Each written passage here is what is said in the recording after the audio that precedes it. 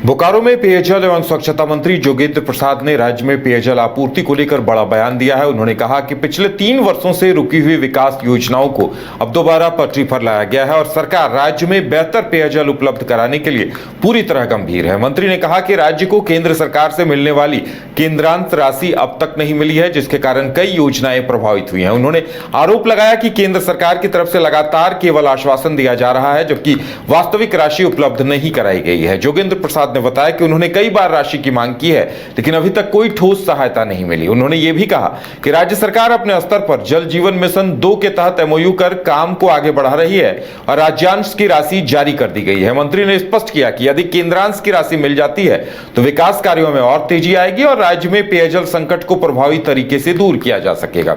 उन्होंने कहा कि सरकार का उद्देश्य हर घर तक स्वच्छ पेयजल पहुंचाना है और इसके लिए सभी आवश्यक कदम उठाए जा रहे हैं। यह बयान उन्होंने बोकारो में एक प्रशिक्षण शिविर में शामिल होने के बाद मीडिया से बातचीत के दौरान दिया।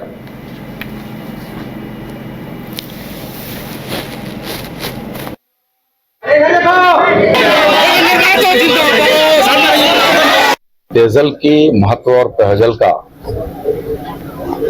जरूरत हम सबको पता है और जिस तरह से आप जो विषय लेकर के आए हैं कि भाई पेयजल रिपोर्ट गड़बड़ देता है, पेयजल की जो अद्यतन स्थिति है वो अच्छी नहीं है, मैं मानता हूं, लेकिन इस बात को भी आपको स्वीकार करना पड़ेगा जो गति रुका हुआ था 2 सालों से, पिछले 2 सालों से 24, 25, 26 जो एक नो एक्टिविटी हुआ है, उसका मुख्य कारण है कि केंद्रांश के रूप में हमको राज्य को पैसा नहीं मिला।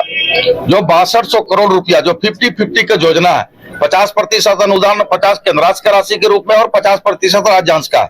हम राज्यांश की राशि को दे चुके हैं, लेकिन केंद्र का पैसा नहीं मिलने के कारण नल जल की योजनाएं बंद पड़ी थी। संवेदक परेशान था, संवेदक का बैंक जो है एनपीए हो गया था। कई संवेदक बड़ा समाज में उसकी अपनी मर्यादा भी धूमिल हुआ है। हम लोग प्रयास किए, इस बार के पुनः स्टेट फंड से पैसा दिए हैं और केंद्र से याचना, आराधना, उपासना किए हैं। अभी एमयू भी किए हैं जेजेएम 2 के लिए और केंद्र सरकार 2 साल से आश्वासन दे रही है। इस बार भी आश्वासन दिया है कि 2500 करोड़ रुपया एलोकेटेड किए हैं। अब इंतजार है कि कब तक देगा, लेकिन जो राज्य की जनता के प्रति हम लोग संकल्पित हैं, दृढ़ संकल्पित हैं कि भाई जो इंटरनल हमारा राज्यांश के पैसा है उस पैसे से बेहतर हम लोग कैसे कर पाए और हम उस दिशा में बढ़े हुए हैं। आपको दिखाई भी पड़ता होगा अपेक्षाकृत 14-25 से अपेक्षाकृत 26 में पेयजल नल जल योजना या पेयजल की आपूर्ति हम समझते हैं गंभीरता पूर्वक और पदाधिकारी बड़ा एक्टिव होकर के काम कर। पेयजल की बोकारो के सिटी थाना क्षेत्र अंतर्गत लेक रोड स्थित सिटी पार्क के समीप बुधवार देर रात 2 कारों के बीच हुई भीषण टक्कर में 3 लोग गंभीर रूप से घायल हो गए। हादसे के बाद मौके पर अफरा तफरी मच गई और स्थानीय लोग राहत कार्य में जुट गए। सूचना मिलते ही सिटी थाना पुलिस घटनास्थल पर पहुंची और घायलों को तत्काल इलाज के लिए बोकारो जनरल अस्पताल भेजा। सिटी थाना प्रभारी सुदामा दास ने बताया कि रात करीब 10 बजे एक आर्टिका और एक सेवर्ले कार के बीच आमने सामने जोरदार टक्कर हुई, जिसमें आर्टिका कार पूरी तरह क्षतिग्रस्त हो गई और उसमें सवार 3 लोग गंभीर रूप से घायल हो गए। घायलों की पहचान सेक्टर 3 निवासी बीएसएल कर्मी मनोज कुमार सिंह और उनके 2 परिजनों के रूप में हुई है और जिनका इलाज बीजीएच में चिकित्सकों की निगरानी में जारी है। प्रत्यक्षदर्शियों के अनुसार आर्टिका कार सेक्टर 3 की ओर मुड़ रही थी, तभी तेज रफ्तार से आ रही सेवर्ले कार ने जोरदार टक्कर मार दी। पुलिस ने दोनों क्षतिग्रस्त वाहनों को जब्त कर लिया है और मामले की जांच शुरू कर दी है। प्रारंभिक जांच में तेज रफ्तार को हादसे की मुख्य वजह माना जा रहा है।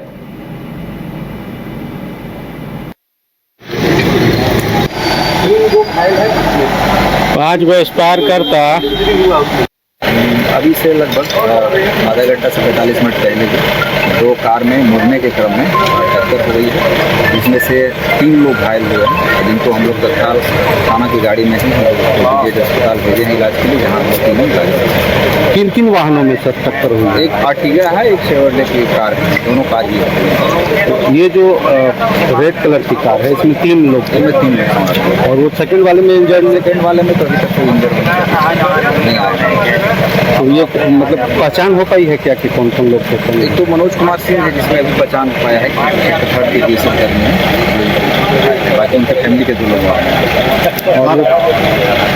आगे पुलिस क्या कर रही है? आगे जो भी गाड़ी टक्कर हुई उसको हम लोग जब्त करके थाने ले जाते हैं, बाकी जो भी जख्मी थे उसको हम लोग इलाज के लिए आगे अभी कार्रवाई किया जाए।